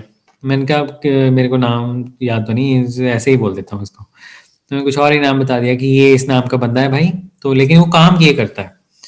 तो 1 महीने बाद मुझे उसका फ़ोन आता है, यार कहता है तूने नाम भी गलत बताया मुझे। पहले तो उसका मुझे फ़ोन आया कि यहाँ इस नाम का कोई आदमी नहीं रहता पूरे पटियाला में, मुझे इतने साल हो गए यहाँ। तो फिर उसका फ़ोन आया, यार जिस आदमी को तू ढूंढ रहा है वो बंदा ये नहीं है, उसका नाम ये है, अरुण बजाज है उसका नाम। और वो कैसे ट्रेस हुआ, भाभी किसी फोटोस्टैट की शॉप में खड़ी थी, वहाँ बहुत प्रोफेशनल लोग आ रहे थे बड़ी-बड़ी अपनी फोटोग्राफ्स लेके। तो उनके मन में ये विचार आया कि हो सकता है कि वो आर्टिस्ट यहाँ आते हैं। उन्होंने पूछा कि यहाँ आर्टिस्ट लोग आते हैं आपके पास? तो वो बोले हाँ जी आते हैं। कहते हैं आपके पास कोई थ्रेड आर्टिस्ट भी आता है जो ऐसे करके थ्रेड पे कोई काम करता है? कहते हैं हाँ जी आता है। कहते उसका नाम क्या है, उसका फ़ोन नंबर मिल सकता है? कहते हाँ जी मिल सकता है। तो इस तरीके से मुझे उस थ्रेड आर्टिस्ट का नाम पता मेरे को मिला। तो मैं गया उसके पास, बात हुई, मैंने जाके उसको ट्रेस किया कि पटियाला की तंग गलियों में जाके बाजार की मिला और उससे सारी मैंने अपनी बात शेयर की। हमारी बात यहाँ तक हुई, हमने सिर्फ यही डिस्कस किया कि वो मुझे व्हाट्सएप पे गुरुजी की कुछ फोटोग्राफ्स नेट से देख करके या कहीं से भी मेरे को भेजेगा। मैं उसमें से कुछ ना कुछ कोई स्वरूप एक करके बताऊंगा उनको कि सिलेक्ट किया आप ऐसे करके ये बना दीजिए स्वरूप, इसको आप कर दीजिए उस पर जैसे भी आपने थ्रेड से जो भी करना है। तो वो कह रहे ठीक है हम ऐसे करके कर देंगे। 2-3 दिन बीत गए लेकिन उसका कोई मैसेज ही नहीं आया। तो मैंने 2-3 दिन बाद फ़ोन किया, मैं कहा पता नहीं बंदा भूल ही गया। तो मैंने उनको बोला कि आपने वो करना था जी। तो वो कहते जी मैंने तो सिलेक्ट भी कर लिया, काम भी स्टार्ट कर दिया। मैं कहा आपने मुझसे तो पूछा ही नहीं, आप तो कह रहे थे कि आप मुझे दिखाओगे और वो बनवाने से पहले। वो कहते जी मैं ना आपको बताना ही भूल गया, मैं भी इसी लाइन का आदमी हूँ। मैं कहा जी इसका क्या मतलब? कहते कि मेरे भी गुरु हैं, मैं भी अपने गुरुओं को मानता हूँ, लेकिन जिस दिन आप मुझसे ये बात करके गए उस दिन रात को मेरे सपने में गुरुजी उनके अपने गुरुजी कहते मैंने सोचा कि आए हैं। कहते जब मैं नजदीक से देखा तो कहते मैंने देखा कि ये हमारे गुरुजी नहीं है, क्योंकि हमारे गुरुजी के तो लंबे लंबे बाल हैं। तो कहते कि वो किसी पीर को मानते हैं। तो कहते कि जब मैंने पास आके देखा तो मैंने पहचाना कि ये तो उनके गुरुजी हैं, जो जिनकी वो आज फोटो दिखा के गए थे मेरे को। कहते जी वो आए और उन्होंने कहते मेरे को बोला आके कि तू साडा पोर्ट्रेट बना रहा। तो कहते हाँ जी महाराज। तो कहते ऐदा आ कि ਜਿਹੜੀਆਂ ਫੋਟੋਆਂ ਤੂੰ ਦੇਖ ਰਿਹਾ ਤੂੰ ਉਹ ਨਹੀਂ ਬਣਾਉਣਾ, ਤੂੰ ਕੋਈ ਸਮਾਈਲਿੰਗ ਫੋਟੋਗ੍ਰਾਫ ਚੂਜ਼ ਕਰਨੀ ਹੈ। ਇੱਕ ਯੂਰੋਪੀਅਨ ਆਰਟਿਸਟ ਨੇ ਸਾਡਾ ਪੋਰਟਰੇਟ ਬਣਾਇਆ ਸੀ, ਲੇਕਿਨ ਉਹਦੇ 'ਚ ਰੰਗ ਮੇਰੇ ਮਨ ਭਾਉਂਦੇ ਨਹੀਂ ਪਾਏ। ਕੀ ਤੂੰ ਮੇਰੇ ਮਨ ਭਾਉਂਦੇ ਰੰਗ ਉਹਦੇ 'ਚ ਪਾ ਸਕੇਗਾ? ਉਹ ਕਹਿੰਦਾ ਮੈਂ ਡਰ ਗਿਆ ਕਿ ਵੀ ਇਹ ਕੌਣ ਹੈ, ਕਿੱਦਾਂ ਇਹ ਹੈ। ਕਹਿੰਦੇ ਜੀ ਮੈਂ ਕੋਸ਼ਿਸ਼ ਕਰਾਂਗਾ। ਕਹਿੰਦੇ ਚਲੋ ਪੋਰਟਰੇਟ, ਕਹਿੰਦੇ ਉਹਦੇ 'ਚ ਅਸੀਂ ਇਸ ਕਲਰ ਦਾ ਯੈਲੋ ਕਲਰ ਦਾ ਅਸੀਂ ਉਹ ਝੋਲਾ ਤੇ ਮੈਜੈਂਟਾ ਕਲਰ ਦਾ ਉਹ ਸਟੋਲ ਹੈ ਤੇ ਉਹ ਅਸੀਂ ਪਾਇਆ ਹੋਇਆ ਹੈ। ਉਹ ਕਹਿੰਦਾ ਕਿ ਮੈਂ ਕਈ ਟਾਈਮ ਲਗਾ ਕੇ ਫਿਰ ਮੈਂ ਉਹ ਲੱਭਿਆ ਕਿ ਉਹ ਕਿਹੜਾ ਪੋਰਟਰੇਟ ਜਿਹੜਾ ਉਹ ਦੱਸ ਕੇ ਗਏ ਹੈ। ਫਿਰ ਉਹ ਲੱਭਣ ਤੋਂ ਬਾਅਦ ਉਹ ਕਹਿੰਦੇ ਮੈਂ ਉਹ ਫਿਰ ਉਹਨਾਂ ਦੀ ਆਗਿਆ ਸੀ ਤੇ ਮੈਂ ਉਹਨਾਂ ਦੇ ਹਿਸਾਬ ਨਾਲ ਜਿੱਦਾਂ ਉਹਨਾਂ ਨੇ ਕਿਹਾ ਮੈਂ ਉੱਦਾਂ ਹੀ ਬਣਾਉਣਾ ਸ਼ੁਰੂ ਕਰਤਾ। ਐਂਡ ਉਹ ਪੋਰਟਰੇਟ ਬਣ ਕੇ ਆਇਆ, ਸਰੂਪ ਬਣ ਕੇ ਆਇਆ, ਸਾਡੇ ਆਫਿਸ 'ਚ ਲੱਗਿਆ। ਉਸਦੀ ਖਾਸੀਅਤ ਇਹ ਹੈ ਕਿ ਜਿੱਧਰਲੇ ਪਾਸਿਓਂ ਵੀ ਦੇਖ ਲਓ, ਕਿਸੇ ਵੀ एंगल तो देख लो उसको, राइट से देखो, लेफ्ट से देखो, कहीं से भी आप देखो तो वो हमेशा ही आपको ऐसे ही लगता है कि गुरुजी आपकी तरफ देख रहे हैं और स्माइल कर रहे हैं। तो जब से पोर्ट्रेट आया, जब से गुरुजी का स्वरूप हमारे ऑफिस में आया, गुरुजी की बहुत ब्लेसिंग्स आई हैं। एंड शुक्राना गुरुजी, थैंक यू गुरुजी, आपने बहुत बहुत कृपा की है। और बहुत ज़्यादा समय ना लेता हुआ अब मैं हैंड ओवर करूँगा मंजरी को। मंजरी करेंगी सत्संग। जय गुरु जी। जय गुरु जी। जय गुरु जी। गुरु जी को प्रणाम, संगत जी को प्रणाम। गुरु जी का बहुत बहुत शुक्राना सत्संग शेयर करने का मौका देने के लिए। सत्संग बहुत है, कोशिश करूंगी गुरु जी की ब्लेसिंग्स, उनका प्यार शब्दों में सीमित करना बहुत ही मुश्किल है, फिर भी कोशिश करूंगी। अगर मुझसे कोई गलती हो जाए तो मुझे क्षमा कीजिएगा। मुझे गुरु जी के चरणों में जुड़ने का मौका 1996 में मिला था। मेरे मामा जी brigadier Saini, who left for heavenly abode last year on this very day, he was the first one to visit Guruji's temple. उनको उनके सीनियर जनरल आहूजा ने गुरुजी के बारे में बताया था। I am basically born and brought up in Jalandhar, now settled in Chandigarh. तो उस टाइम गुरुजी जलंधर में ही थे। मामा जी जब फर्स्ट टाइम जलंधर वाले मंदिर गए तो उन्होंने नॉक किया डोर पर। तो जब डोर खुला तो उन्होंने उनसे पूछा, जिन्होंने खोला था, कि क्या गुरुजी यहीं रहते हैं? तो उन्होंने बोला हाँ जी इत्थे ही रहते हैं। तो उन्होंने पूछा कि मिल जाएंगे? हाँ जी मिल जाएंगे। ये जोड़े कहाँ उतारने हैं जी? उन्होंने कहा इत्थे ला दो। उन्होंने अपने वहाँ जूते उतारे और अंदर जाके बैठ गए। And to his utter surprise, after some time when Guruji came, he found out कि ये वही हैं जिन्होंने बाहर मुझे गाइड किया था। सृष्टि के मालिक, पूरा संसार चलाने वाले, yet so humble. So this was the first introduction to गुरुजी। उसके बाद मैं, मम्मा और मासी तीनों जने गुरुजी के दरबार गए। गुरुजी ने क्या आंदे रहा करो। मेरे फादर हनुमान जी के भक्त हैं, वो गुरुजी में उस टाइम बिलीव नहीं करते थे, तो उनकी तरफ से बहुत स्टिफ रेजिस्टेंस होता था। And Guruji was like a magnet. Guruji के दरबार एक बार जो चला जाता था वो दोबारा जाए बिना रह ही नहीं सकता था। वहां जो इमेंस पीस मिलता था वो कहीं और शायद ही होगा ही नहीं, इस पूरे संसार में कहीं और है ही नहीं, ऐसी जगह ही नहीं है। तो मेरा बहुत मन करता था बार बार गुरुजी के दरबार जाने को। मैं उस टाइम एक स्कूल गोइंग गर्ल थी, इतनी से भी नहीं थी। पापा से झगड़ा भी हुआ एक बारी। I had a little tiff with my father. I wanted to go to Guruji's temple, but वो नहीं चाहते थे कि मैं गुरुजी के दरबार जाऊं। फिर भी जिद करके मैं आई थिंक मामा जी के साथ किसके साथ आई डोंट रिमेम्बर कैसे मैं किसके साथ दरबार गई। और वहां जाके मेरा मन बहुत उदास था, भरा हुआ था, आंखों से आंसू टपकने को हो रहे थे, लेकिन बड़ी मुश्किल कंट्रोल किया हुआ था। मैंने गुरुजी के की तरफ बिल्कुल ऊपर नजर नहीं उठाई, नजर नीचे रखी कि कहीं मेरे आंसू ही नहीं निकल आए। बिल्कुल क्लटर्ड माइंड था। और मत्था टेका तो that was the first time Guruji ने मुझे अपने चरण इशारा किया और बोला इत्थे बैठ जा। तो मेरे को चरणों के पास बिठाया गुरुजी ने एंड बोला कि आ सुन, शब्द सुन। पीछे शब्द चल रहा था, मुझे कुछ नहीं पता क्या शब्द था वो, क्या नहीं था, मेरा बिल्कुल ध्यान नहीं था। इतना माइंड जो वो उस टाइम क्लटर्ड था, इतनी अंदर से बिल्कुल भरी हुई थी। तो थोड़ी देर बाद गुरुजी थोड़ा सा नीचे को हुए और मुझे बोले कमलिए मंदिर आंदी की लोड़ है, मैं तो घर भी तेरे नाल आ। और बस इतना ही कहना था और झर झर झर मेरी आंखों से आंसू बहने शुरू हो गए।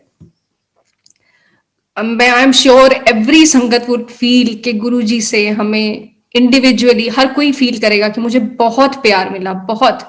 ये मेरा ही एक्सपीरियंस नहीं है, ये हर संगत का इंडिविजुअल एक्सपीरियंस है। गुरुजी हर किसी से बहुत प्यार करते हैं। मैं और मेरी सिस्टर जब भी वहां जलंधर मंदिर जाते थे तो गुरुजी पूछते थे छोटा कौन बड़ा कौन। तो मैं हमेशा बोलती थी गुरुजी मैं वड्डी है, ये छोटी है। तो गुरुजी कहते थे लगती तो ये वड्डी है। तो she is 4.5 years younger to me. तो उसको थोड़ा सा ये रहता था कि मैं इतनी बड़ी लगती हूँ कि मैं तेरे से बड़ी लगती हूँ, वो थोड़ा उसको उस तरीके से लेती थी। तो ऐसे काफी 2-3 बार गुरुजी ने हमसे पूछा, हर बारी जब भी इकट्ठे गए छोटा कौन बड़ा कौन, तो आई वुड से गुरुजी मैं वड्डी है, ये छोटी है, लगती था ये वड्डी है।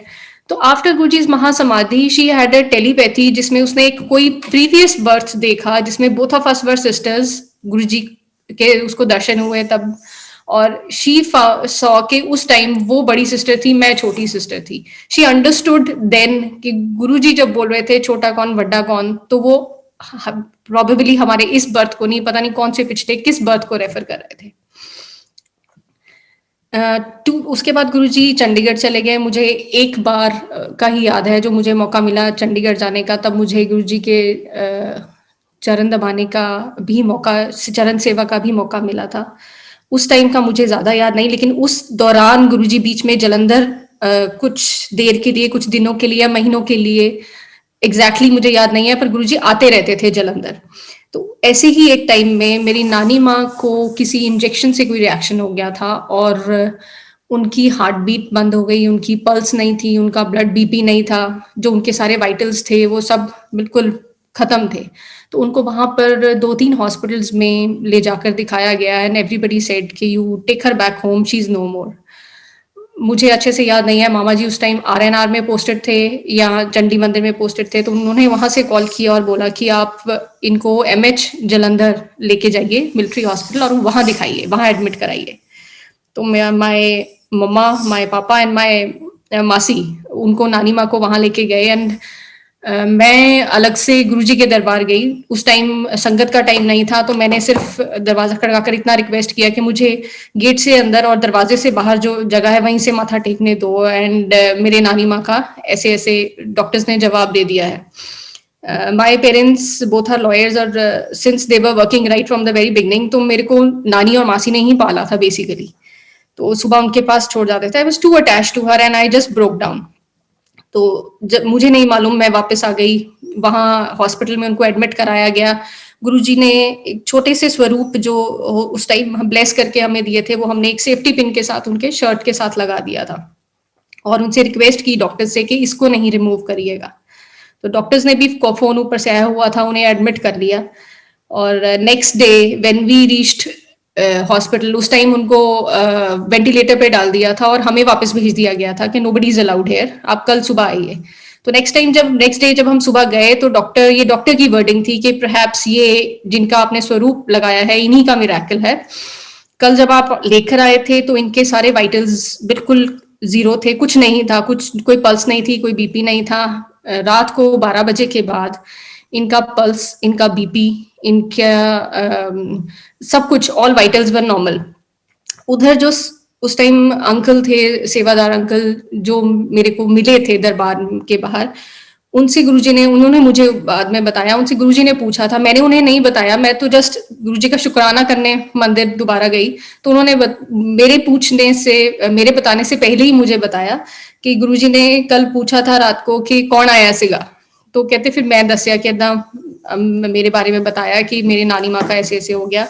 तो कहते गुरुजी ने बोला जब मंजली दी नानी नू 10 साल दिते, सॉरी 5 साल दिते। तो उसके बाद माय नानी lived exactly for 5 years।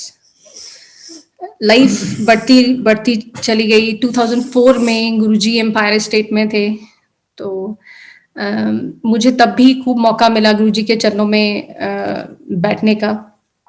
My भाभी मामा जी's elder daughter-in-law was expecting, और because मामा मामी were going out of the station due to some reason, तो गुरुजी ने बोला जलंधरों किसी ने बुलाओ, and I was always willing and ready कि मेरे को गुरुजी के दरबार भेज दो, तो मैं इसी बहाने गुरुजी के दर्शन कर लूंगी। तो I went to Empire State mandir in 2004।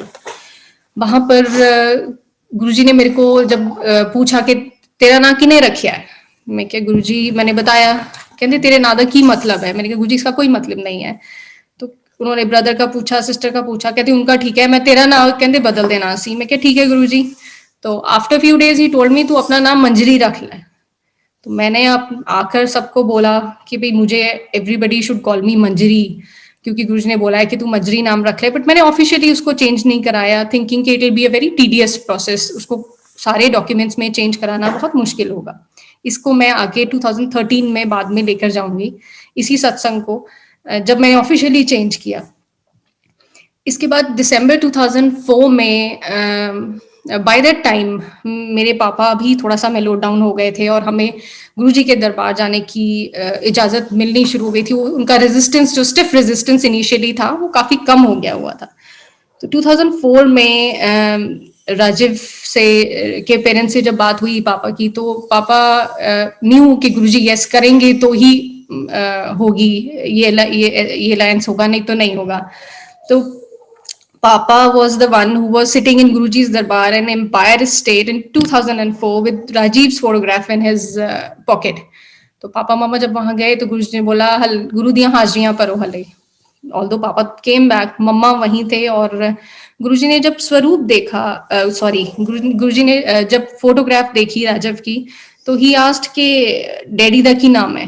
तो माय मॉम, मेरे मामा ने मेरे फादर इन लॉ का नाम बताया, तो कहते अच्छा वो जोशी ऐसी, तो माय मॉम सेड नहीं जी एक्सीएन। तो गुरुजी हंस पड़े। तो व्हेन शी केम बैक और जब हमारी एंगेजमेंट होगी, तो आई टोल्ड राजीव कि गुरुजी ने बोला है तो पापा जरूर ऐसी बनेंगे। तो राजीव टोल्ड मी कि his retirement is round the corner, ये तो बस हमारी मैरिज के 2 महीने बाद ही रिटायर हो जाएंगे, एंड जो सर्विस में होते हैं उनको पता होता है कि उनकी प्रमोशन का क्या चांस है। तो ही सेड कि पापा की प्रमोशन का तो कोई चांस ही नहीं है। तो आई टोल्ड कि जो गुरुजी की, मैंने उस टाइम तक मुझे थोड़ी बहुत इतनी समझ आ गई थी कि जो गुरुजी वाक्य बोल देंगे कैजुअली भी, वो पत्थर पे लकीर है, वो चेंज हो ही नहीं सकता, वो अटल है। तो I told him I said कुछ भी हो जाए वो एज एससी ही रिटायर होंगे। अगर गुरुजी ने उनको ऐसी बोल दिया ना, तो वो ऐसी ही रिटायर होंगे। And as Guruji had already foretold, my father-in-law retired as additional SC. In 2006, I had my first miscarriage, January 2006. And in July 2006, I had my second miscarriage. उस टाइम मेंटली बहुत डिस्टर्ब थी, और there was a time in my life जब मैंने सोचा कि I will end my life. ये मैं उससे पहले मैं दिसंबर 2006 का एक सत्संग बताना चाहती हूँ। हम मौका ढूंढते थे उस टाइम गुरुजी के दरबार जाने का, और यही एक रीजन था कि हम उस टाइम सुप्रीम कोर्ट के केसेस एक्सेप्ट करते थे कि इसी बहाने हमें किसी को कुछ रीजनिंग नहीं देनी पड़ेगी, केसेस के बहाने हम गुरुजी के दरबार पहुंच जाएंगे। तो ऐसे ही दिसंबर में जब मैं गुरुजी के दरबार गई 6 में, तो गुरुजी ने मामी जी को बोला कि मंजरी हुन क्यों आई है, 31 दिसंबर ਨੂੰ आना सी। So coming so soon was a little difficult task. उस टाइम फाइनेंसेस भी इतने नहीं थे। तो एनी हाउ गुरुजी ने 31 को बुला लिया किसी तरह से, और मैं 31 दिसंबर गुरुजी के दरबार पहुंच गई। लेकिन जब पहुंची वो बड़े मंदिर में था तब उसका प्रोग्राम न्यू ईयर का, जो गुरुजी ब्लेसिंग्स वहां दे रहे थे। तो मैं जब वहां पहुंची तो इतनी ज्यादा संगत थी, तो मुझे लगा कि गुरुजी ने बोला तो है कि आना चाहिए था 31 को, लेकिन इतनी भीड़ में गुरुजी को पता चला कि नहीं चला कि मैं आई हूं। और मैं मत्था टेक कर अपना प्रसाद लेकर, लंगर प्रसाद देकर वापस आ गई। And after few days Guruji told मामी जी, अच्छा फिर मंजरी भी आई सी, and that was conveyed to me, settling all my doubts, कि गुरुजी को सब पता होता है कौन कहाँ आ रहा है, कहाँ नहीं आ रहा। ऐसे ही 2005 में जब हमारी फर्स्ट मीटिंग हुई, सॉरी मैं रैंडमली पिक कर रही हूँ बीच में से, 2005 में जब शादी के बाद गुरुजी के दरबार फर्स्ट टाइम गए राजीव, और राजीव की फर्स्ट टाइम मीटिंग हुई गुरुजी के साथ, गुरुजी के दर्शन हुए। तो रात को वापस जाके we had a little tiff, हम काफी लेट नाइट गुरुजी ने हमें बिठाया, और उसके बाद जब वापस गए तो we had a little tiff. अगले दिन गुरुजी ने हमें बुलाया और राजीव को मामा जी के साथ कुछ लेने के लिए भेज दिया, और मैं, मामी जी और डीजे अंकल के वाइफ, हम तीनों अंदर थे गुरुजी के रूम में। तो गुरुजी ने मुझे पूछा 10 फेर की कहंदा सी जोशी कल रात, and I was taken aback. मैंने ये क्वेश्चन तो कभी एक्सपेक्ट किया ही नहीं था। That was the time I realised कि आप दुनिया के किसी भी कोने में बैठ जाओ, Guruji knows everything, what is going on, where it is going on, and with whom it is going on. तो I was just quiet, and मैंने कुछ जवाब नहीं दिया, आंखें नीचे करके चुप करके बैठी हुई। गुरुजी कहते बोल दी नहीं, दस दी नहीं हुन की कहंदा सी जोशी कल रात। आई वाज अगेन क्वाइट, मुझे समझ नहीं आए मैं क्या बोलूं, सच बोलना नहीं चाहती, झूठ बोल नहीं सकती। ही अगेन सेड, तीसरी बार, की क्या जोशी ने कल रात तेनू। तो I don't know, now when I think I feel that I give a very foolish answer. मुझे नहीं समझ आया, मैंने उनको ये बोला कि गुरुजी वही जो पापा कहते थे, और बड़ी मुश्किल से ए से स्टार्ट होके एच पे पहुंचे थे, अब दोबारा फिर ए से शुरू करना पड़ेगा। That was quite a funny answer, I don't know मैंने ये कैसे बोला, मुझे कुछ समझ नहीं आया। तो गुरुजी वाज क्वाइट आफ्टर दैट। उसके बाद आपने राजीव का सुना कि कैसे गुरुजी ने उनको साथ में उनको जोड़ा अपनी संगत में। और उसके बाद 2006 में जब मेरे मिसकैरेजेस हुए तो I was too mentally disturbed. Doctors से almost every visit to my parents placement, visit to a new gynecologist, new test, and result was everything is fine, we don't know why these miscarriages. So in this incident is of 13th of January 2007. We were going from Chandigarh to Jalandhar. On the way near Balachor there's a sharp turning. तो वो उस turn के पास मैंने राजीव को बोला, मैंने कहा I don't feel this life is worth living. I just don't want to live. I want to end my life. I'll jump out of this car. The car was moving at a very high speed. Or I thought at that point of time that I want to end my life and I want to jump out of this car. I was बहुत सारी चीजें थी उस time जो mind पे वे कर रही थी, और एकदम जो पूरा पीछे देखकर मुझे ऐसे लगा, दो it was wrong, I should not have thought like that, but उस टाइम माइंड इतना हावी हुआ पड़ा था। I thought I jump out of the moving car, sorry. मैंने जैसे ही अपना हाथ बढ़ाया डोर खोलने के लिए गाड़ी का, my self which was lying on the dashboard, it just rank, and आगे से फ्लैश हुआ उसके ऊपर मामा जी। तो मैंने उनका जब मैंने फोन उठाया तो ही सेड, बेटा हम गुरुजी के चरणों में बैठे हैं, और गुरुजी ने मेरे को बोला है कि आप अभी बाहर जाके मंजरी को कॉल करो और उसको बोलो कि एवरीथिंग विल बी फाइन, सब कुछ ठीक है, वो फिक्र ना करें, और उन्होंने आपको ये करने को बोला है और आज ही करने को बोला है। And there were tears, I couldn't control my tears, I couldn't control myself. I just felt कि मैंने इतना शेयर अपने पेरेंट्स से भी नहीं किया कि वो खामखा दुखी होंगे। वहां गुड़गांव में बैठे हुए गुरुजी को पता है कि मैं यहाँ क्या सोच रही हूँ, what I am going through. That was, I'm sorry, very very emotional phase of my life. गुरुजी ने उस दिन बचा लिया, ये लाइफ उन्हीं की दी हुई है। उसके बाद ही blessed me with an elder with a son in 2008 and then another in 2010. उनका अलग से ही सत्संग है। दोनों ही गुरुजी की ब्लेस्ड सोल्स हैं, दोनों ही गुरुजी के प्यारे बच्चे हैं। जो मेरा बड़ा बेटा है उसको सिंस घर में सिर्फ और सिर्फ गुरुजी के स्वरूप लगे हुए हैं, शुरू से गुरुजी का ही सत्संग होता है। तो वो हमेशा से यही, शुरू से जब से उसने होश संभाला है, वो यही पूछता था, मम्मा वाई कांट आई सी गुरुजी, मेरे आने से पहले क्यों उन्होंने फिजिकल फॉर्म छोड़ दिया, मैं कब उनके दर्शन करूंगा। तो मैं उसको हमेशा यही बोलती थी, बेटा जब गुरुजी की इच्छा होगी ना वो अपने आप आ जाएंगे। तो around 4 years back, he was around 8 something, उसको बहुत हाई फीवर हुआ, राजव वॉज आउट ऑफ स्टेशन, उसकी काफ़ी ज़्यादा बॉडी एक्स थी। मैं अपने छोटे बेटे के साथ उसको यहाँ होम्योपैथिक डॉक्टर के लेके गई। मैंने सोचा इसका थ्रोट वगैरह कुछ खराब होगा, उस वजह से इसको फीवर हो गया। रात को, शाम को भी वो बिल्कुल वॉशरूम तक उठ के नहीं जा पा रहा था, इतनी बॉडी एक्स थी। रात को उसको नींद नहीं आई, मैं और वो तकरीबन 2 बजे तक जागते रहे। मैंने उसको गुरुजी के भजन आईपैड पे लगा दिया और उसको बोला कि तू ये सुनते सुनते सो जा। अराउंड 2:30 और 2:45 के बीच में ही woke up all of a sudden and he woke me up. He said, "Mama," मैंने कहा what happened? He said, "I saw गुरुजी." तो उस टाइम इसको पंजाबी इतनी नहीं आती थी। Now he knows Punjabi. उस टाइम उसको पंजाबी नहीं आती थी। तो मैंने उसको पूछा तो क्या what did गुरुजी say? कहता मम्मा, मैं कहा in which language? He said, he was saying तू फिक्र ना कर, मैं तेरे नाल आ। एंड उन्होंने मुझे उठाया और देर मामा बहुत सारे बैट्स थे अराउंड, और उन्होंने मुझे उनके he was sitting on a swing, कभी वो ऊपर स्विंग पे थे, कभी नीचे थे, उनके अराउंड ढेर सारे स्नेक्स थे। This is a child's version. और ही सेड कि उन्होंने मुझे उठाया और बोला तू फिक्र ना कर, और इतने सारे बैट्स थे और आप ऐसे विंडो में से पीप कर रहे थे जब गुरुजी ने मुझे उठाया हुआ था। तो वो रात, वो अराउंड 2:30-2:45 के करीब का समय था। और उसके बाद मॉर्निंग में उसका फीवर कहाँ गया, उसकी बॉडी पेन्स कहाँ गई, we don't know, nothing at all. Guruji की बहुत बहुत कृपा है, बहुत मेहर है। 2013 में हमारे घर एक संगत आए और उन्होंने मेरे को पूछा कि एक गुरुजी ने इंडिकेशन ही देना होता है। 2 चीजें थी जो गुरुजी ने मुझे बोली थी और जो मैंने नहीं की थी, और उसका मुझे बहुत गिल्ट था अपने माइंड में। एक गुरुजी ने मुझे बोला था, पूछा था तू ऑटोबायोग्राफी ऑफ अ योगी पढ़ी है? मैंने कहा नहीं गुरुजी, पढ़ी फे। मैं कहा ठीक है जी। और उसके बाद मैंने बुक ली, एक चैप्टर पढ़ा, एंड देन आई थॉट कि this doesn't appear to be that interesting, थोड़ा डिफिकल्ट भी है, और मैंने उसको रख दिया। उस टाइम समझ नहीं थी।